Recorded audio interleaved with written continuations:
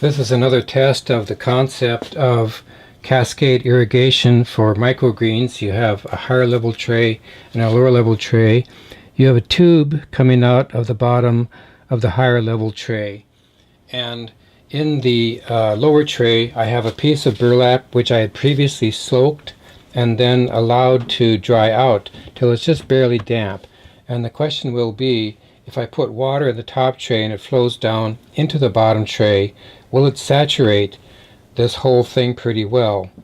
It has occurred to me that when I do this for real, I may want to program the system in such a way that I will have two short flood stages fairly close together, like on the hour, say midnight, and 10 minutes after the hour, something like that, to allow for complete saturation.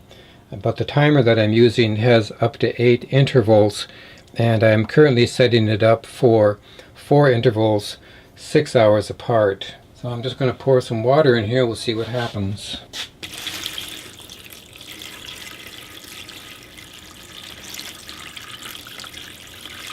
You see the water begin to flow out of the upper tray. It's running down fairly quickly. You can see all around here, this area down here, it's already saturating. The downspout is kind of off center, but you see the water spreading over to the side here. And this is going to be running for a few more minutes. I really didn't time it. I guess we'll see if we can do something about that. So let's just say that this started running 2 minutes into the video, maybe a little bit less. At this point the whole thing is fully saturated and you can hear the water run out of the bottom. So it took less than a minute to get this thing fully saturated. That's a half a gallon of water.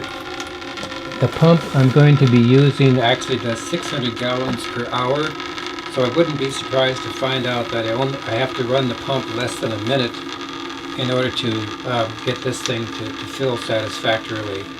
So it does appear that when the fabric is covering the outlet, it does slow down the flow. You'll be able to hear the sound change when I pull this back and uncover the thing here. I'm tipping it up, but yeah, so that's an issue that when I come to do this live, I'm going to have to cut away the fabric to expose the drain hole.